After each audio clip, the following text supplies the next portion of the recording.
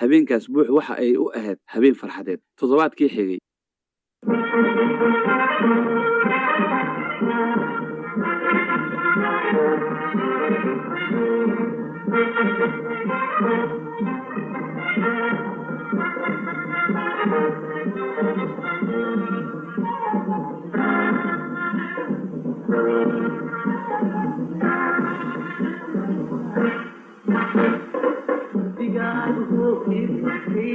Excellent, Bruce. Can you hear me okay now?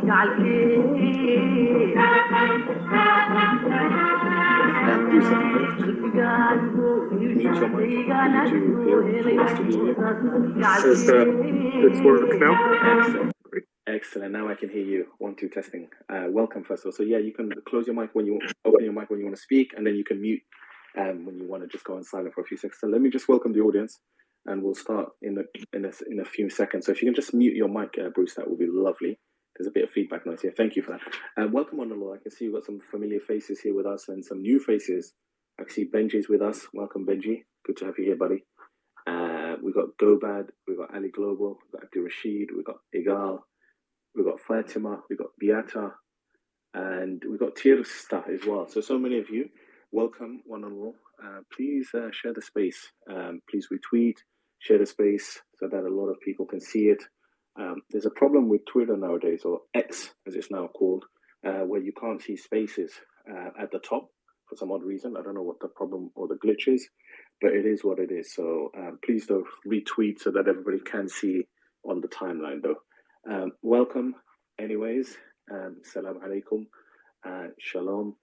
Welcome one and all. Good to have you here. We've got our guest of honor who I've been meaning to speak to for a while now, actually. And so it's a pleasure for me to welcome my good friend Bruce Guffin, who was in Somaliland a couple of months ago, if I'm not mistaken. I think it might have been in June, but Bruce will fill us in. And so, yeah, we want to hear about all of Bruce's trip, to be honest. I've been really interested and intrigued. But before we start, Bruce telling us about his trip to Somaliland, I'd like Bruce to kind of give us an intro about himself, you know, who Bruce is, what does he do, things of that nature, before we discuss, you know, his trip to Somaliland. So, Bruce, shalom.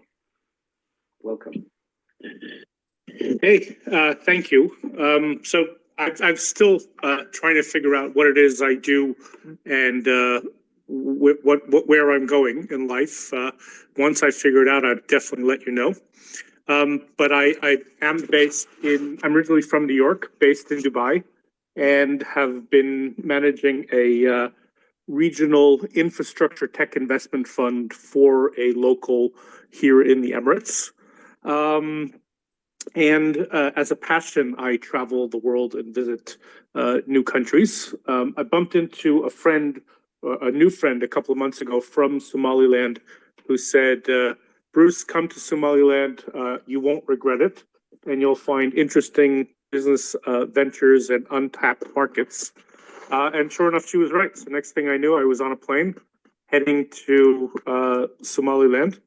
And that was it. That was spent a beautiful week there, met amazing people, was introduced to some really cool potential investments in the region.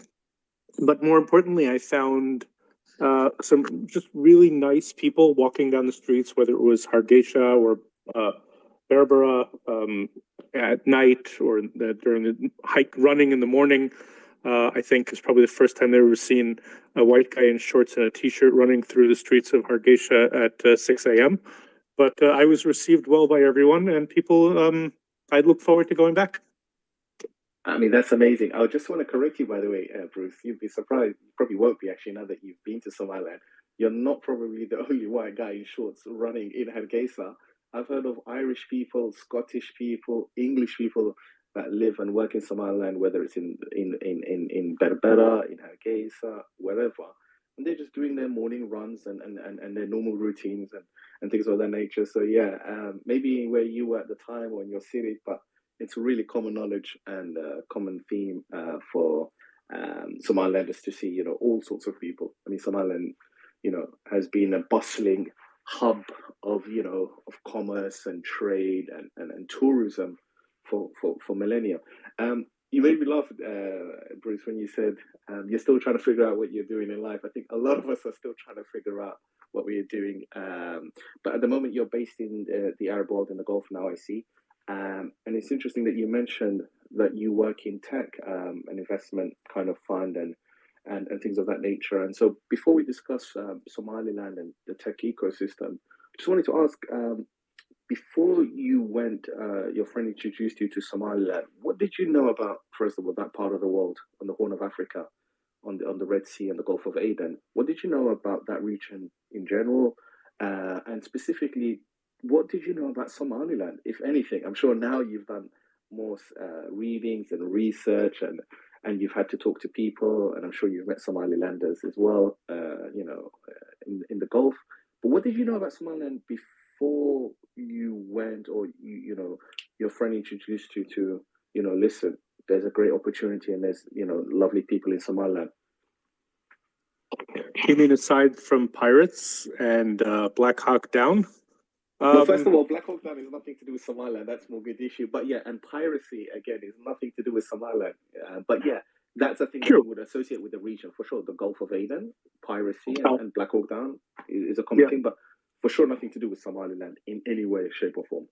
No, but well, you had asked about the Horn of Africa, so that is what the Horn of Africa is associated with. For sure, piracy. Absolutely, you're right. Yeah, unfortunately, sir, we hate it. By the way, we hate that reputation. But go ahead, Bruce. I've been to all the neighboring countries of Somaliland. Somaliland was the last country in the Horn of Africa for me to visit. So it was interesting, and I actually didn't know much about it. I didn't even know the name of the capital until I actually landed in the airport. So as I said, I had a mutual friend of mine had showed up for a Saturday lunch in my place here in Dubai, and she came with a friend who was from Hargeisa, and she had said, you've never been to Hargeisa, to Somaliland, you should come visit. I said, okay, how do I get a visa? She said, don't worry, we'll take care of everything for you. I said, okay, well, when are we going? So 2 weeks later, she called and says, I'm going on whatever the date was, beginning of June. I said, great, I'll book a ticket. I'll see you at the airport. And that was it. I landed in Hargeisa. I didn't even know the name of the capital was Hargeisa until I landed there. I honestly did zero research and just put my my faith in my friends that it would be interesting. And sure enough, it was. I mean, that's amazing. That's incredible. You're absolutely right, though, Bruce, about the history, about the region. It's known for rather nefarious and unscrupulous behavior, unfortunately. So, Somaliland has had to deal with a lot of these issues of piracy, as some of the other neighboring countries, in the region, and like Djibouti and stuff of that nature. So, yeah. Black Hawk Down as well. That's one of the things that annoys me, Bruce. When people say to me, "Oh, you're from Somaliland," "Oh, Black Hawk Down," or they refer to the movie Captain Phillips, with Tom Hanks, and I'm like, "No, that's not us." You know what I mean? So people always confuse it, but it's a natural confusion. Unfortunately, our neighboring friends in Somalia have not really done a great job of, PR in terms of the region and the name, you know what I mean? But interesting. So, Bruce, I wanted to ask you about your work. So you say that you work in tech, and you're from the US, and I'm from the UK in London, and we've got like a bustling tech vibrant ecosystem that's kind of been in the works for the last, I would say, probably 10 years, maybe a bit less than that. Like really thriving with this government, the new government, the Conservatives actually, who have really invested in entrepreneurship, in tech, and created what's this thing called in East London, Shoreditch Roundabout, in reference to Silicon Valley kind of thing. What's the tell us about the tech ecosystem in Dubai, where you're based? What's the ecosystem like there? I mean, I know they've got a lot of money, but the Gulf is not a place you would think is synonymous with, tech and entrepreneurship of that nature. So tell us, what is it like over there? What's the life like? What's the weather? How has it been for you settling down? And just the nature of like I said, the tech ecosystem. No, maybe instead of talking about the tech ecosystem in Dubai, let's talk about the tech ecosystem in Somaliland. Let's talk about the 35 software outsourcing, developer outsourcing companies I met in Hargeisa. Let's talk about the fact that Somaliland is a cashless country because everybody uses digital money. Let's talk about the fact that every person in Somaliland has a cell phone, but even though they've never had a landline phone. Talk about the innovation that you see just walking down the street with different with the fact that every bill is paid digitally because it's a cashless country. Talked about the universities that are teaching AI in Hargeisa. So way more interesting than Dubai. I mean, Dubai is sort of, people expect there to be several tech hubs and innovation hubs, etc. What's more interesting is the fact that Somaliland has the potential of being the first country in the world to have a completely renewables based energy company. Again, because there's never been a centralized energy company, and they have the solar and the wind to be able to power the entire country based on renewables.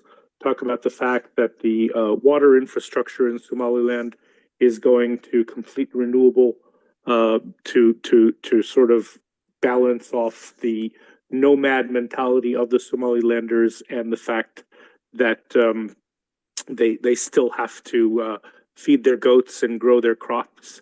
Yet they're still nomads, so they need the water to be able to move around, and they need it to be in renewables and cycles of that nature. I think looks as a development center or as a place for innovation where you need a clean ground where nothing else has been done yet. Somaliland has a greater potential than Dubai. Wow, that's incredible that you mentioned that, and that's not by accident as well, Bruce. I mean, historically, I mean, Somaliland have been known as some of the, finest and impeccable traders. We just got that entrepreneurial spirit. People don't even know that Berbera, we used to trade with the Americas shortly after America got its independence in the 19th century. With our animals and hide, skin, and meat. We used to ship that all the way from Berbera, all the way around Africa to across the Pacifics or the Atlantic to the Americas. And America doesn't even know that Somaliland has been this kind of hub, both regionally, in the Horn of Africa and the Gulf, but also internationally, shipping stuff as far as to India, to Asia, to Europe. To the rest of Africa and the Americas as well. So that's not something that's happened by accident as well. And that's, I think, something that's kind of passed down through the genes of, kind of Somaliland as this kind of entrepreneurial kind of spirit. So I'm glad that you've kind of hit upon that. I hosted a space actually not too long ago. Was it probably in early part of this year, maybe tail end of last year, with a certain Jesse, I think his name is Jesse Klein. He's from the West Coast, and he came to Somaliland for a trip. He was working out there, him and his wife, at the famous Abarso school, which produces like one of the most incredible number of Ivy League students from this country. A school that was started by an American, Jonathan Starr. And so he was working out in the school for a while, a couple of years, and then he saw the opportunity. And I think I don't know if you've come across his venture, but he's got a venture firm called Abarso Ventures now, where he invests in local talented companies, giving seed checks and things of that nature. So you're absolutely right that Somaliland is going to be the hub, and it's very interesting. I mean, I get sometimes like the hairs on the back of my head stand up when I hear about what they're doing in Somaliland, because I'm like, wow, that's stuff that we are doing here in the UK, and the UK is like, in some aspects it's behind, like in terms of mobile money or digital payments. Not everybody is, whereas in Somaliland that's just the norm. So you're absolutely right. I just wanted to ask Bruce, do you know about, and this is just it's not a trivia question or anything like that, but did you know about the history, given that I think you're Jewish, right? Is that correct, Bruce? You're from Israel. Yes, yeah. I'm not from Israel, but I am Jewish. Jewish. Okay, sorry. Yeah, you're Jewish. All right. So do you know about the history of, like, for example, between Somaliland and Jews, since antiquity, like specifically the Yemenite Jews and the Jews in Africa, North Africa, and the relationship they have to Somaliland and where they lived and stuff like that? Because I know you went traveling about different regions in Somaliland. You went to Berbera, you went to So other in cities. yeah, so in Yeah. Berbera there was a Jewish community of Yemenites who had moved from Yemen across the river in order to set up business there. They they left. The last Jew left in 1956, as far as the mayor of Berbera knew.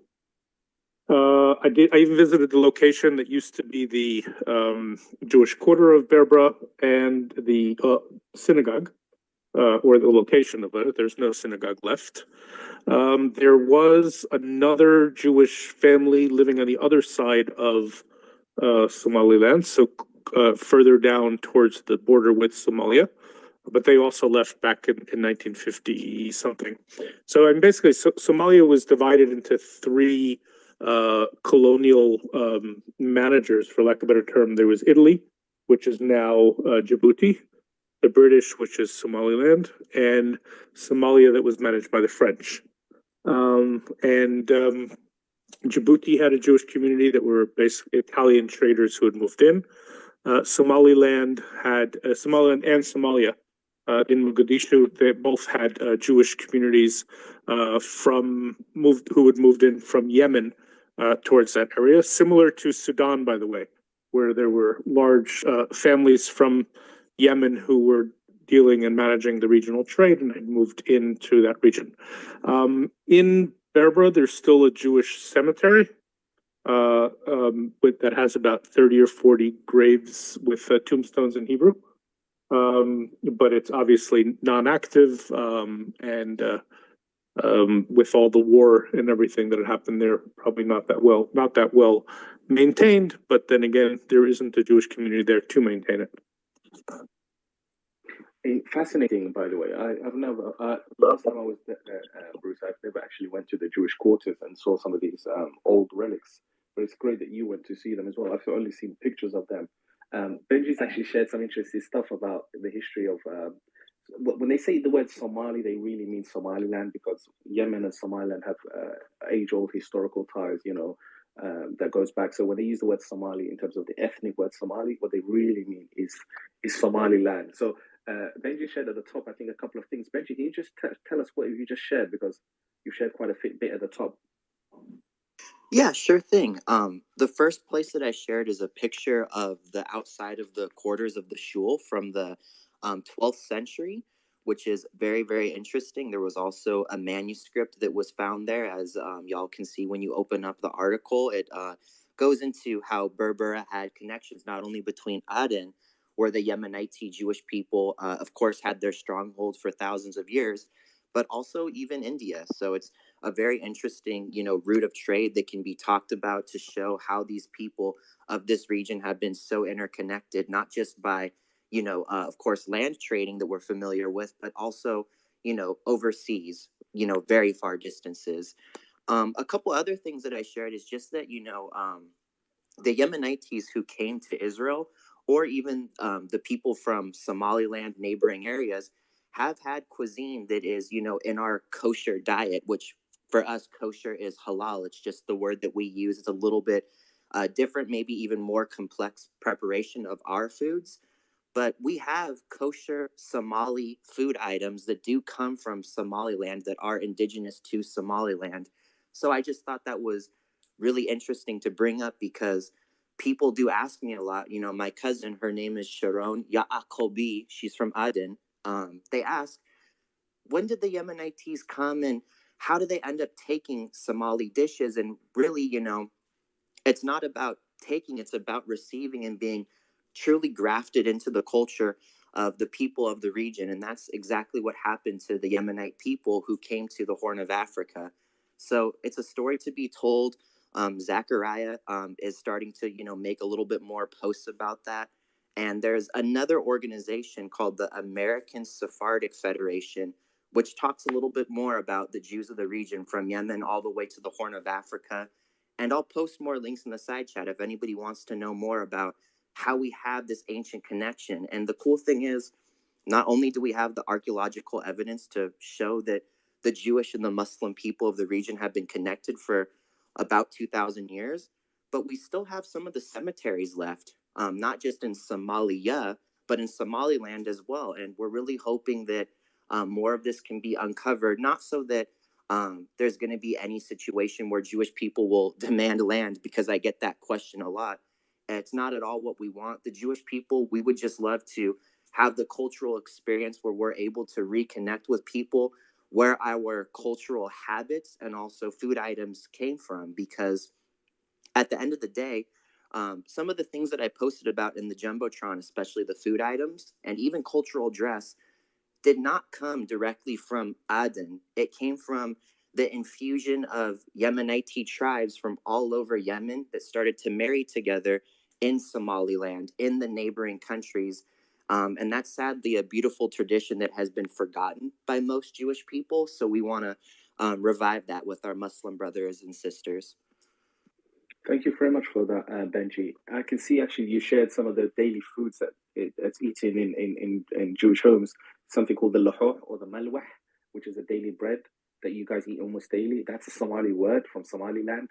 And I can see also you've got the hot sauce, the basbas, which the Yemenites have also taken to Israel, which is amazing, by the way, which is amazing.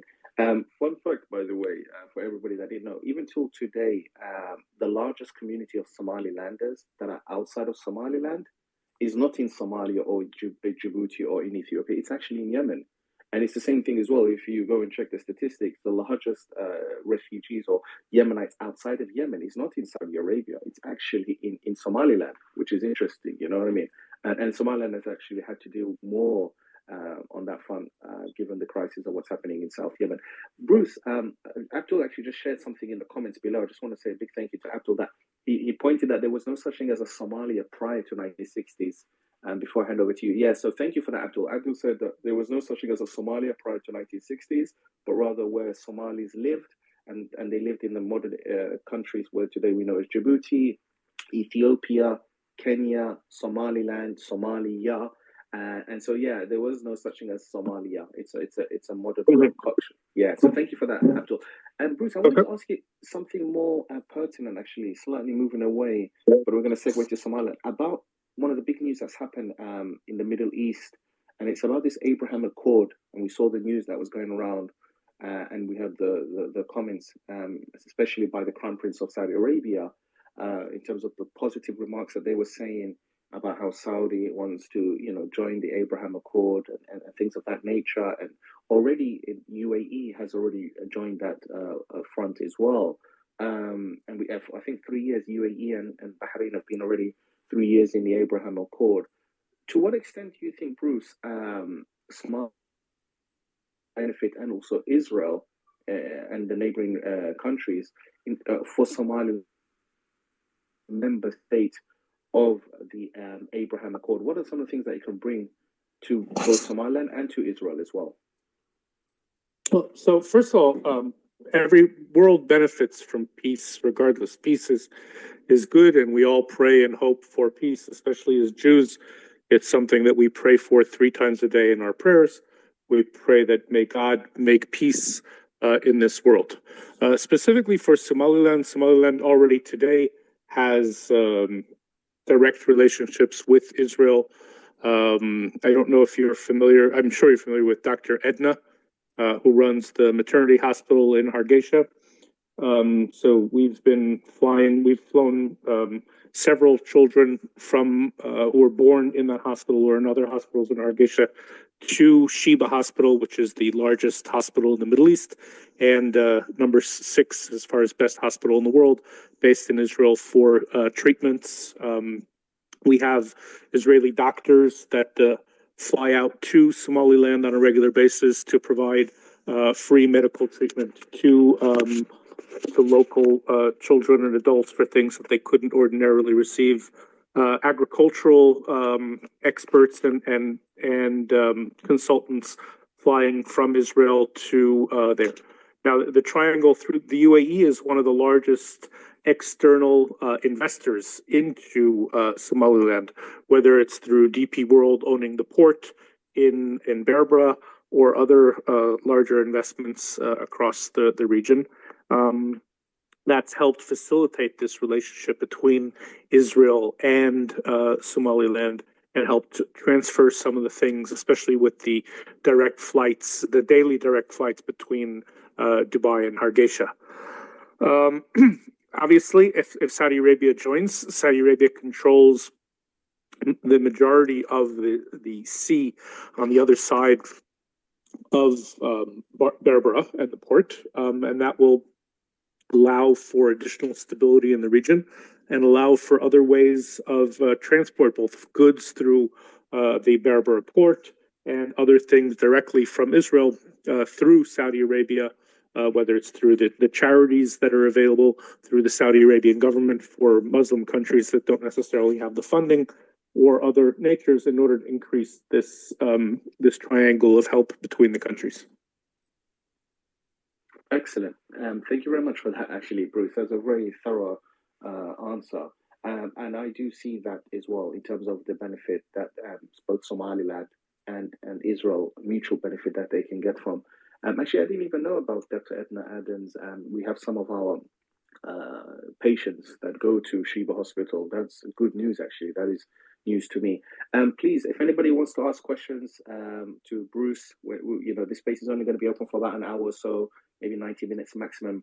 I know it's late where Bruce is, it's evening time, so we're not going to be taking up too much time. But if anybody has any questions, please do pop them in the bottom, come up and request a mic and share your question or your comment or whatever you guys want to say. Like I said, we're only going to be here for this space just about an hour, maybe just over an hour, 70 minutes or so. That's what we planned with Bruce. Yeah, Benji, go ahead. Sure, thank you. Bruce, I just wanted to ask you a quick question, and it's really cool to see you again in a space. I love reading your travel posts, they're incredible. Are you familiar very much with Sharaka? I'm assuming you might be. I'm familiar with the people in Sharaka. Sharaka does not operate in the UAE. It's unlicensed in the UAE, therefore I can't directly comment on their activities, but I am familiar with the people involved. Oh, of course, absolutely. I just wanted to bring it up really quickly because a lot of people ask me all the time, you know, do they work for the Emirates government? Do they work for Israel? All these various questions, because they're one of the organizations out there which is non-governmental, which is specifically an Arab and Muslim organization that has, of course, Jewish people part of it, that are reaching out all over the world to bring peoples together who are at the Abrahamic table, if you will, people of the Abrahamic faith. And they have a great video that just does an introduction on what exactly they do, how they're doing it, and why they're doing it. And I encourage people to check it out because oftentimes when we talk about having relations between Islamic and, you know, the country that is the state of Israel, there are questions about how exactly this can happen.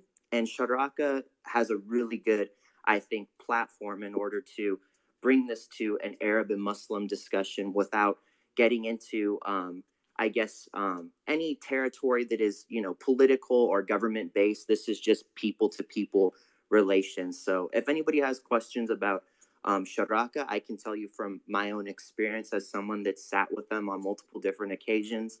And I really hope that maybe a delegation from Sharaka will be able to come out to Somaliland one of these days to meet the people and hear what their desires are for relations between other Arab and Islamic nations that may also already be partnered with the state of Israel. I did invite Dan Pfefferman, I think he's the CEO of Sharaka. Yes, he is. To join, but it wasn't available. It wasn't possible at the time that I had invited him. But he's a good friend. When he does come to Dubai, he spends Shabbat in my house. Specifically in the UAE, they're unlicensed, and therefore I can't really comment directly on their activities. No worries, for sure. Thank you for that information, though, Benji, about Sharaka. I think they're based in Bahrain, if I'm not mistaken, in the Gulf. Abdul Rashid, welcome. Abdul Rashid Ahmed, go ahead with your question or comment. Hello, and thank you very much, guys. I've been listening to yourselves, and it's been interesting to hear about your experience in Somaliland and your trip and the potential you saw in the tech and business and investment sectors. And I had a quick question for Bruce. And can you all hear me? Yes. Loud and clear. Okay, Loud great. and clear. Go ahead, Abdi. Okay, great. And I had a quick question for Bruce. And you talked about I think, like the leapfrogging that you saw in Somaliland, for example, people going straight into mobile money and instead of using cards and credit cards and things like that. And we actually have, I'm not sure if you saw while you was there, we actually have a big challenge with the international portion due to the recognition. When I say the international, I mean the financial portion. My question is, from your experience, did you see any other countries who was able to leapfrog the financial side of the tech, especially with the challenge of the not having a central bank which is recognized? And I just wanted a quick answer on that. Or is that something you think that's possible, or do you think it's too difficult currently? Thank you. So there are three aspects that are specific or unique to Somaliland. One is the fact, as you had mentioned, that the central bank is just not recognized.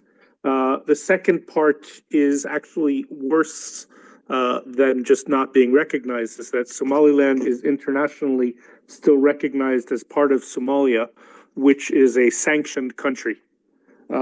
Meaning that everything, even if you do have legit money, it still makes it already harder to connect to the international bank. And the third issue is because of the fact that it's an unrecognized country with no extradition agreements, a lot of the people, not a lot, but there are people coming to Somaliland who have had other financial run-ins in their original country, and they're trying to hide the money here, which is another burden on the Somaliland banking industry, and is is the reason for there not being open transactions between Somaliland and other countries. That said, I did meet with a few people, both from the central bank and from the private sector, to discuss a few potential solutions. And it's not going to be easy. It's not something that's going to happen overnight, but with the right effort put into place and the right KYCs put into banking and anti-corruption, I believe that there are ways to run around it, especially with the international community looking to award the fact that Somaliland really is one of the few democracies that have had peaceful transfer of power for the last 18 years.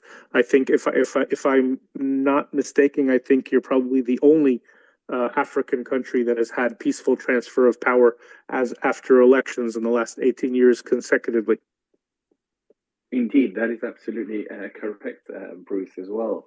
And we've had, I think, 5 presidential elections, and we're due for our 6th elections, general elections, I think in November 2024, in line with, I think, the American elections as well. So the American elections and the US elections are very concurrent. Bruce, I wanted to ask you about, bear in mind you're from the USA originally. I don't know if you remember or if you heard the news last year, there was a big deal in the National Defense Act signed into law by Biden in December, tail end of last year, 2022, where Somaliland was actually named as a separate entity in its own right, under the Defense Act of cooperation and work between America and Somaliland, with a view to opening up a military base in Berbera, given that the base in Djibouti that the Americans have, not that they want to scale it down or get rid of it, but they rather want to move a bulk of their operations to Somaliland. And today we see, not today, but these last few days, we saw the Secretary of State for Defense make a trip to the Horn of Africa, specifically in Djibouti, and now I think he's in Kenya. How do you see the relationship between the US and Somaliland developing? I mean, I see positive signs, at least with the Defense Act and the feasibility study. And apparently, there are sources saying that there will be a high-level delegation from the United States at some point to come and visit Somaliland. What do you see about that relationship between the US and the US interest for Somaliland in the region vis-a-vis Berbera Port? Again, I don't know. I'm not really in the defense industry, and I can't comment on behalf of Biden. But I can say that it definitely sounds right.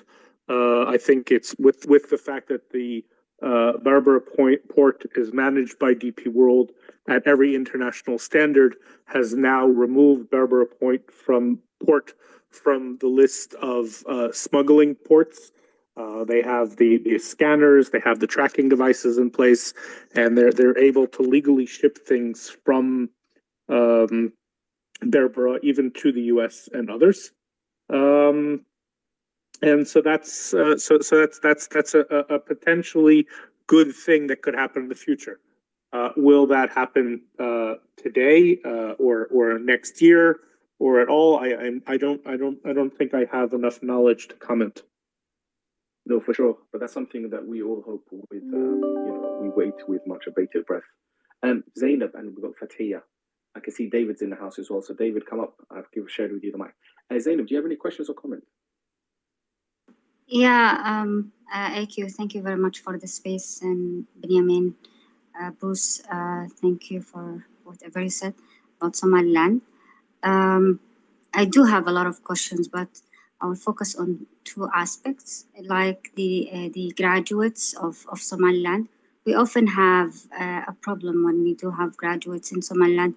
They don't have that, we don't have many job opportunities. So how can we, and we know that you do have a tight relationship with Ethiopia.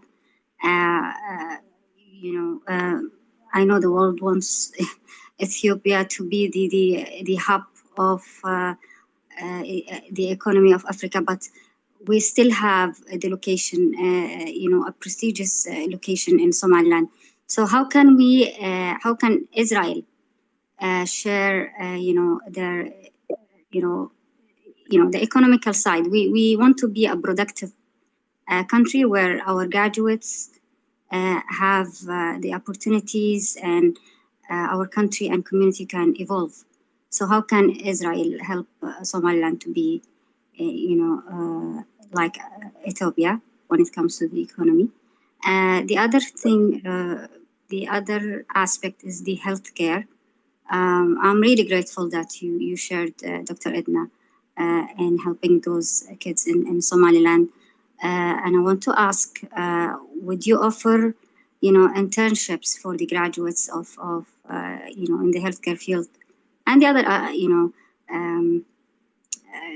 specialties in our universities? Because we want to evolve as a community to have the excellence in all the fields when it comes to the healthcare or other specialties. So how can your universities or your relationship with other countries help our students?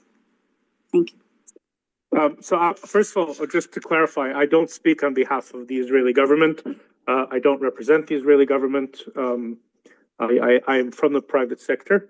There has been, during my time there, I did, through Dr. Edna, introduce her to a few people that could potentially help with internships and help facilitate such internships for the medical students that finish the university. And I'm sure if the proper program is put together, I'm more than happy to facilitate an introduction to the right people, both in Israel and in the UAE, that can help this happen and help this be a reality and not just a dream. Indeed. Before I give to Benji, yeah, we do actually have a good community in Somaliland. Actually, I don't know if you've come across the Somaliland Mission or the diplomacy office that exists there. We have an ambassador that cooperates and is based in Dubai, and we have a huge Somaliland community that has lived in the United Arab Emirates since eternity for a long time. Before I give to Fatih, I'm going to And there's an embassy in Abu Dhabi. Go ahead. I said there's even an embassy in Abu Dhabi. I'm happy to facilitate. I'm happy to introduce to the right people. I think I even know the right people. But there would need to be someone on the Somaliland side to put together a proper program. Excellent. Go ahead, Benji. Sorry about that, everybody. I was just bringing someone up. Salam alaikum. Welcome to the space. Really quickly, I don't also speak for the Israeli government, but I do know a lot of people in the specifically university systems in the state of Israel. And there's one school that already does have Horn African students from all over, and also, even South Africa, Western Africa, all over. And that institute is called the Arava Institute, which is in the Negev Desert in a place called Ketura. So it's a little bit near the Dead Sea on the Israeli side, of course, of Jordan. And it's a very, very interesting school. The population is mixed. You have Bedouins, Palestinians, Jordanians, Southeast Asians, of course, the African community. And there are many, many groups that are trying to actually do scholarship programs to bring Africans, not only from Ethiopia, but all over. As I've said again, I apologize for being a little bit redundant because I'm getting questions while I'm moderating, and I promise I will get to those questions. There's so much out there. I would highly suggest checking out the Arava Institute if your field is agriculture, nature, climate change, zoology. If that's your sort of thing, please check out the Arava Institute, and I know they'd be happy to work with people from all over the world. I also highly suggest checking out Mashav. I'll put a link to Mashav in the side chat. I've never really worked directly with them, but I do know some people who are working at the organization now. So if people are interested in the sort of humanitarian field, that's more of what Mashav does. Although, again, they're also on the ground, just like the Avra Institute, helping people with irrigation systems. They're helping people with sustainable farming, very different agricultural-based systems that we want to implement all over the world. Yeah, I've introduced both those organizations to the Minister of Agriculture and a few other government officials in Somaliland. But I again, being as I don't represent the Israeli government and I don't work for either of them, it was an introduction, and now it's for them to actually put together the plans and take it together. Indeed. We've got a couple more people on the stage, and so we'll take those, and then probably I think we'll wrap it up there. Fatia has been here for a while. Fatia. Oh, hi everyone. Hi, good afternoon. Hi, AQ. Thank you so much for actually, hosting this space for us. And yes, I would like to say thank you very much, Bruce, and is it Benjamin, for your comments. My question to Bruce is, I've just got into the conversation as soon as you mentioned the central bank, so I was sort of a late joiner. So in terms of economic and trade, you were saying that Somaliland is actually unable to exercise its trading power because of its non-recognized status, and that it has an impact on our economy in one respect. But as you can imagine, banking the unbankable is what a lot of fintech have made their businesses, and it's actually quite efficient for a lot of people who actually are in the remittance business and who are trying to kind of move people. You can imagine that a nomadic person with his mobile phone in the middle of nowhere would be able to access finance, but not basic health or basic education. So in that respect, we are lagging behind in terms of our education and in terms of our health and the whole entire infrastructure. So in that respect, I'm trying to understand. There is a discussion about Somalia ratifying the EAC membership at the end of November, and what impact would that have on Somaliland? Because as you know, we are our own separate sovereign state, I mean, yes, we are not recognized, but we have been functioning quite well, I must say, for over 30 years. And you have mentioned that for the past 18 years, we are the only African countries in the Horn of Africa that make sure that we have our elections on time and that we are always at the forefront of guarding our democracy and our freedom. And in that respect, joining EAC perhaps is a premature, preemptive, because we don't know in terms of the international community whether we will be engaging in terms of this supposedly dialogue that we're meant to be having with Somalia, which has not been from our side, coming forth, because we are experiencing security risk as well, because we have been told lately that our borders are not secure by our government, and it is true.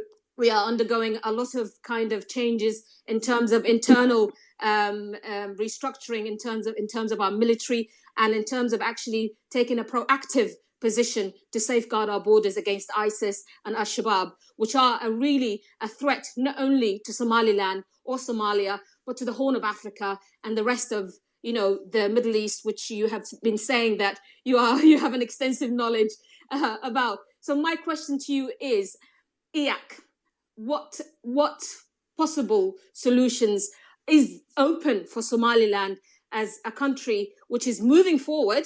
We have a port, we have a partnership with the United States of America. We also can see that as a risk from China, because we have obviously a relationship with Taiwan, which has actually put us in a bit of a desperate situation at the moment, with the Chinese, that China is planning to have access to Africa, and Somaliland geopolitically is in a very fortunate place to make its own decisions for its own people. So in that respect, we're talking about EAC. What impact would that have? Is there a possibility for us to actually join? If not, will the alternative be Ethiopia, and for Ethiopia and perhaps Djibouti and ourselves to be making our own little tripartite? Because that could be a possibility as well. And in terms of on the grander schemes, I'm talking about the China, US proxy war that's happening as we see it, the economic trade tariffs and all of that, and what impact it would have on the EAC countries, as well as Somalia and Somaliland. So thank you so much. So the honest answer is I have no idea what it will actually, how it would influence. I hope that the leaders of Somaliland, when negotiating the signature on such a treaty, because of the added value that it brings to both the other African countries that are signed on it and the international community in terms of border protection against Al-Shabaab and in terms of money laundering, etc., will demand direct access to the international banking network for its population under certain restrictions and requirements, and use this in order to operate. I mean, there are prerequisites of countries that don't exist as countries but still have direct access to their banks through their banks because of different KYCs and other agreements that have been put into place. And I hope that the leadership of Somaliland, when negotiating this treaty, will take these points into account and utilize it for their own benefit and for the benefit of their people. Indeed. So sorry. So in terms of integration, are we talking about economic integration, but through the back door, so to speak? I mean, is it what kind of economic integration is expected for East Africa to have if we are still not? If we don't even have our own iCloud, I mean, Africa iCloud, or our own data, I mean, the laws, the framework to kind of protect citizens' data is still being, is still not even being implemented. I mean, that's my understanding. Is that your understanding too? Yes. Well, there is no data protection laws, or at least not at the level that the Western world requires. That said, I think that's probably one of at least your worries at the moment, is whether or not there is or isn't a data protection law. I think the fact that when I want to send money from Dubai to Somaliland, the fact that I can't just do it directly and it has to go through several different strange transactions, which makes it that much more expensive and reduces and makes the commissions paid that much higher, are a much bigger concern at this stage. I think the fact that the local banks can't really operate as international banks, but rather only local banks, in the long term, cause them to be a great source of money laundering, etc., because it's just so much easier to launder money through something that's not connected to the SWIFT and to the international banking markets. And these are really the issues that have to be solved before the data protection and data privacy issues. These are things that can come after the infrastructure is finished, after the roads have been paved, after there's safety and stability. Then you have time to deal with first world problems like data protection and data privacy. At the end of the day, for your average Joe, who's on Facebook, Instagram, and Twitter, or X, we don't really care about privacy. We just talk about caring. If we really cared about privacy, we wouldn't be on social media, and we wouldn't have Google or iPhone operated phones that track us and do whatever they want with our data anyhow.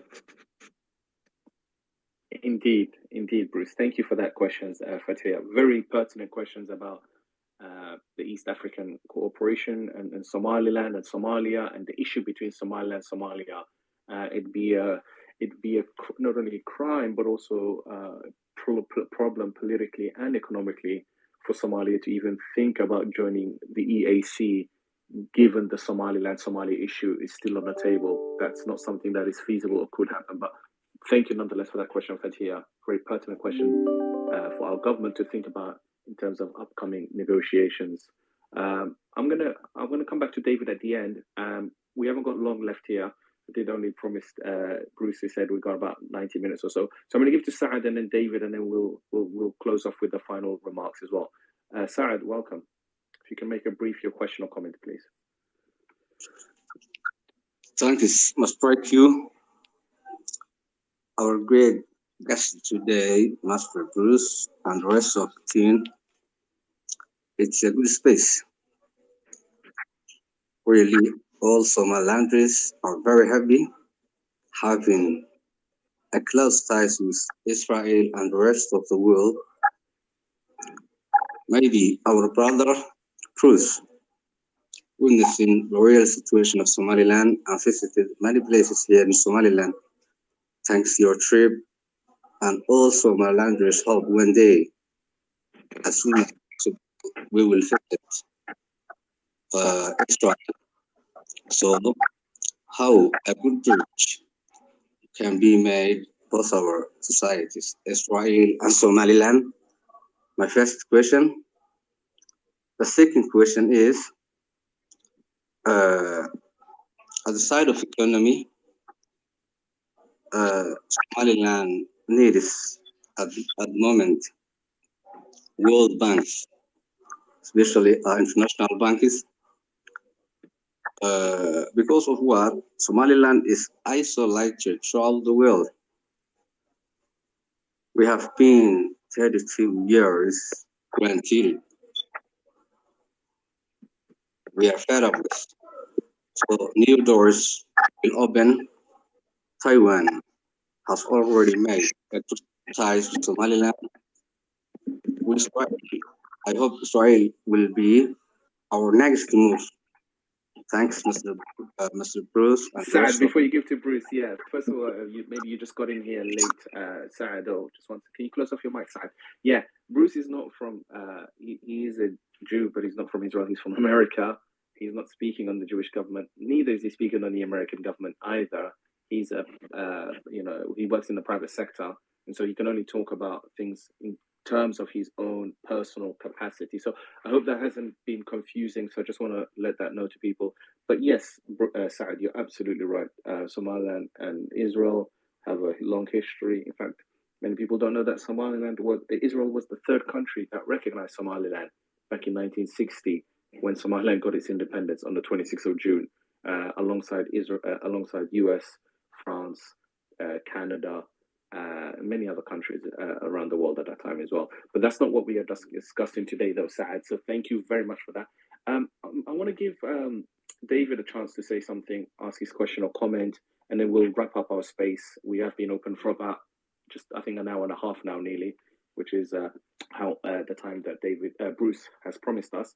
So, David, if you can please be brief with your comment or question, and we can go ahead, David. Welcome to you. Long time, by the way. 1 minute to 90 seconds. Unlike all the other spaces where I'm very loquacious, today I'm very laconic and just learning. Unfortunately, I did come in late, but I've always, because I'm so fascinated by Bruce over the few encounters we've had, agreeing and disagreeing on some things, that I just wanted to say hi, and it's fascinating to finally see Bruce in real life. And this Somaliland thing is quite interesting. I was looking at connectivity and airlines and Ethiopian and all these Dubai airlines, so it seems like there's a lot more connectivity there than I thought. So just enjoying learning, saying hello to Bruce and to everybody else, and that's my word for the day. Very brief, David, and to the point. I'll give brief. Thank you, David. Normally, David's he's much more. What was the word he used? Laconic. Is that brief? I've learned a new word today. Normally I'm loquacious. Today I'm laconic. Amazing. I think you was as loquacious as you are laconic as you are normally, David. So welcome for that. Thank you for those comments. We will be having a follow-up space with Benji and myself, and that won't be a recorded space, to just discuss some of these issues, in the region. So David and others, Saad, Zainab, Fatih, if you're interested to join us and discuss. I can see Hamza, who's a member of the opposition party in Somaliland. Hamza Khairi, who's just joined us. Please join us after this space. Benji, I think, will open it. It will not be a recorded space. It will just be more of an open space to discuss and iron out some of the issues that we've discussed on this space, but also more broadly issues related to Somaliland tech, security, peace, stability, the Gulf, and things of that nature. So please follow us and follow Benji and Bruce. I just want to give Bruce the final remark about, how do you see the future for Somaliland, Bruce? When are you coming back to Somaliland? And given that you're in the tech investment space, will you be opening up? I know this sounds a bit forward, but will you be opening up an investment firm investing in the future Facebooks and Googles to come out of Africa? Thank you. So first of all, as to your second question, there is a very interesting fund. It's called Not From Silicon Valley. A friend of mine based here in Dubai is running it, and they do focus on African-based startups. I'm actually planned to be back in Somaliland within the next couple of weeks. We're just waiting on one of the deals that we're working on with the Ministry of Energy to come to its next level, and then we'll be arriving together with a whole bunch of investors that are involved in this project to see how we can progress it to the next level. So if anyone's in Somaliland, I will let you guys know when I'm coming, and I'm happy to meet up for some coffee. Excellent. No, that would be amazing. I think there are some Somalilanders that are even in the United Arab Emirates as well. So, yeah. Well, I want to say a big thank you, first of all, for Bruce, to our guest, Bruce Gurfing, for giving us his time. We've spoken for about 90 minutes. We really appreciate hearing your story about your experiences. I was rather pleased to see the pictures, by the way, of Berbera, which I've never been to, by the way. I've only ever been to Hargeisa. So Berbera was new for me to see those pictures that you went to some of those places. And so, yeah, we hope and look forward to more fruitful development, both politically, economically, regionally, for Somaliland. And hopefully Somaliland can offer both its neighbors and the neighboring countries, some of the things that Somaliland has in terms of untapped resources. So thank you for that. We look forward to seeing you in Somaliland. Welcome again. Okay, one quick question for Benjamin. That picture that you posted from the synagogue in Berbera, when was that picture taken? That's an incredible question, because I noticed your picture actually did look very different. So I think I'll reach out to Zachariah and ask. He's mostly an expert on Yemenite culture, because that's who he is. He is Yemenite. But yeah, I'll find out and I'll get back to you about that, Bruce. Because I'd be curious to see, because if that's a more recent picture, then that means someone actually took the time to close it off and fix it up a little bit. I believe it is an older picture, by the way. It's just my hunch, but hopefully if any repairs are still necessary, of course, as we saw from your previous picture, that there will be updates. David, do you want to say one quick thing? Yeah, this is off the subject, but on the subject. Just to let you know that the Ben Ezra Synagogue in Cairo just not only finished renovation, but it's now reopened again completely. So in case that's on one of your trips, you might want to pay that a visit now. Yeah, I was there 3 weeks ago. I was there for a day after the official opening. Oh, really? Now, I, for years, by the way, have gotten the guy at the Adley Street Synagogue to open the synagogue for Chabad people coming by. So the Adley is still operating. Yep, definitely. Great. Well, thank you so much, guys. Thank you very much, Bruce. We're going to be wrapping up the space. So Benji and I think others, I think David will be with us as well, and anybody else that wants to join us, please join us on another space. Benji will be opening up a new space. Once again, thank you to Bruce for giving us his time. Please share this recorded space, and please follow Bruce, follow Benjamin, follow everybody else, and I can see a lot of familiar faces. And we hope for Gul and Gobonimo for Somaliland, success and prosper Somaliland in the future, inshallah, God willing. Salam alaikum, shalom, good evening, good afternoon, wherever you guys are. Look forward to seeing you again. Thank you. Bye-bye.